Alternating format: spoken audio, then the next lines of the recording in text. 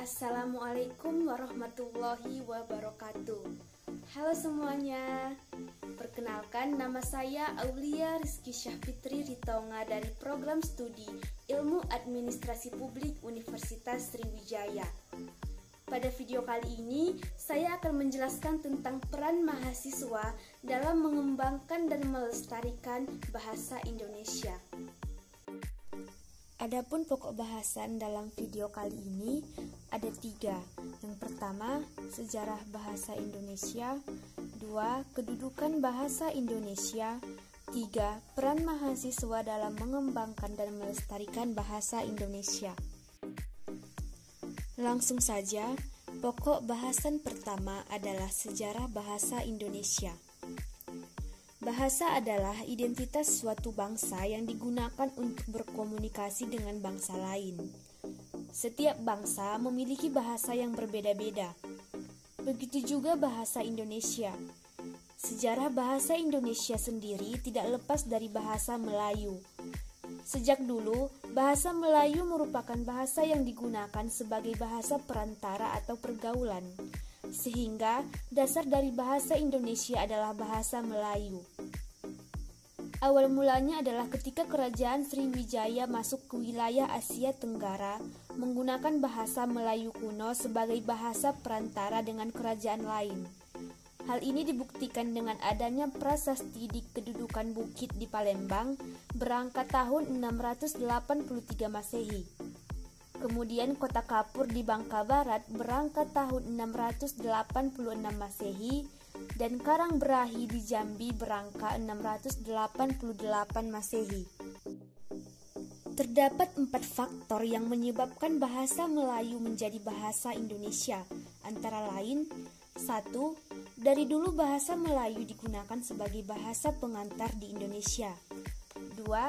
Bahasa Melayu memiliki sistem yang sederhana sehingga mudah dipahami dan dipelajari. 3. Suku-suku di Indonesia mengakui dan menerima bahasa Melayu sebagai dasar pembentukan bahasa Indonesia. Dan yang terakhir, bahasa Melayu memiliki kemampuan sebagai bahasa kebudayaan. Bahasa Indonesia sendiri lahir pada tanggal 28 Oktober 1928. Di mana pada tanggal tersebut, para pemuda dari seluruh pelosok Nusantara berkumpul dan berikrar Sumpah Pemuda yang isinya 1. Bertumpah darah yang satu, tanah Indonesia. 2. Berbangsa yang satu, bangsa Indonesia. 3. Menjunjung bahasa persatuan bahasa Indonesia. Dengan Sumpah Pemuda itulah, bahasa Indonesia kemudian dikukuhkan menjadi bahasa nasional. Kemudian pada tanggal 18 Agustus 1945, bahasa Indonesia menjadi bahasa negara dan terkandung dalam Undang-Undang Dasar 1945, Bab 15, Pasal 36. Pokok bahasan yang kedua adalah tentang kedudukan bahasa Indonesia. Bahasa Indonesia mempunyai 2 kedudukan yang sangat penting, yaitu sebagai bahasa nasional dan juga sebagai bahasa negara. Yang pertama, fungsi bahasa Indonesia sebagai bahasa nasional. Fungsi bahasa Indonesia sebagai bahasa nasional ada 4. Yang pertama, sebagai lambang kebanggaan kebangsaan. Fungsi bahasa Indonesia sebagai lambang kebanggaan kebangsaan adalah bahasa Indonesia mencerminkan nilai-nilai sosial budaya yang mendasari rasa kebangsaan. Yang kedua, lambang identitas nasional. Fungsi bahasa Indonesia sebagai identitas nasional mengarah pada penghargaan terhadap bahasa Indonesia selain bendera dan lambang negara. 3. Sebagai alat perhubungan antar warga, antar daerah, dan antar budaya. Berkat adanya bahasa Indonesia, masyarakat dapat berhubungan satu dengan yang lain tanpa terjadinya kesalahpahaman akibat perbedaan latar belakang sosial dan kebudayaan. Dan yang terakhir, alat pemersatu suku budaya dan bahasanya. Bahasa Indonesia sebagai alat pemersatu suku, budaya, dan bahasa maksudnya adalah bahwa bahasa Indonesia memungkinkan keserasian di antara suku-suku, budaya, bahasa di Nusantara tanpa harus menghilangkan identitas kesukuan dari masing-masing masyarakat. Selain berfungsi sebagai bahasa nasional, bahasa Indonesia juga memiliki fungsi sebagai bahasa negara. Fungsi bahasa Indonesia sebagai bahasa negara ada 4. Yang pertama, bahasa Indonesia merupakan bahasa resmi kenegaraan yang digunakan dalam segala kegiatan resmi kenegaraan, baik dalam bentuk lisan maupun dalam bentuk tulisan. Yang kedua, bahasa Indonesia merupakan bahasa pengantar dalam pendidikan.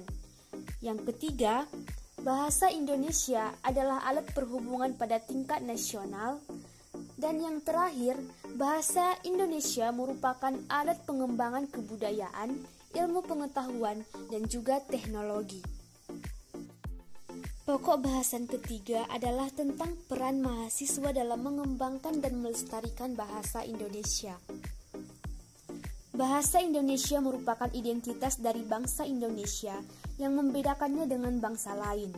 Sebagai sebuah identitas, maka bahasa Indonesia dijadikan sebagai bahasa persatuan. Sebagai alat komunikasi, bahasa Indonesia merupakan sebuah jembatan untuk mempersatukan beragamnya bahasa daerah yang ada di Indonesia. Namun, di era globalisasi sekarang ini, bahasa Indonesia sudah mulai tergerus. Dalam artian, banyak sekali kalangan masyarakat, khususnya generasi muda, lebih suka dalam menggunakan bahasa asing. Sebuah pepatah mengatakan, bahasa adalah cerminan bangsa, dan bangsa yang kuat adalah bangsa yang dapat menjaga kelestarian bahasanya. Hal ini kemudian menjadi tantangan bagi generasi muda, penerus bangsa, khususnya mahasiswa, tentang bagaimana upaya dalam mengembangkan dan melestarikan bahasa Indonesia. Sebagai bangsa Indonesia, khususnya kita para mahasiswa, ada beberapa upaya yang dapat kita lakukan guna mengembangkan dan melestarikan bahasa Indonesia. Di antaranya, 1. Kita sebagai mahasiswa dapat mempelajari sejarah bahasa Indonesia dan perkembangannya dengan rasa ingin tahu yang tinggi. Hal ini juga membantu kita untuk menambah kecintaan terhadap bahasa Indonesia. 2. Meningkatkan rasa kebanggaan dengan menggunakan bahasa Indonesia. Kita sebagai bangsa Indonesia, khususnya mahasiswa, harus bangga terhadap bahasa Indonesia. Dengan adanya bahasa Indonesia dapat menyatukan seluruh ras, agama, serta suku yang ada di berbagai daerah. Segala perbedaan tidak dirasakan oleh seluruh elemen masyarakat karena disatukan dengan satu bahasa, yaitu bahasa Indonesia.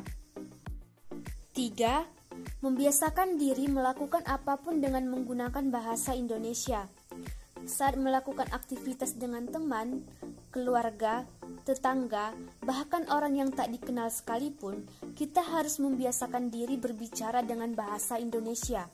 Selain dapat melestarikan bahasa Indonesia, hal itu juga bertujuan agar lawan bicara kita dapat mengerti apa yang kita bicarakan. 4. Rajin membaca buku berbahasa Indonesia. Hal ini akan membantu menambah pengetahuan kita terhadap kosakata yang ada dalam bahasa Indonesia. 5. Terus melakukan pengembangan terhadap bahasa Indonesia. Sebagai identitas negara yang sangat kita banggakan, maka bahasa Indonesia perlu kita pelihara dan kembangkan.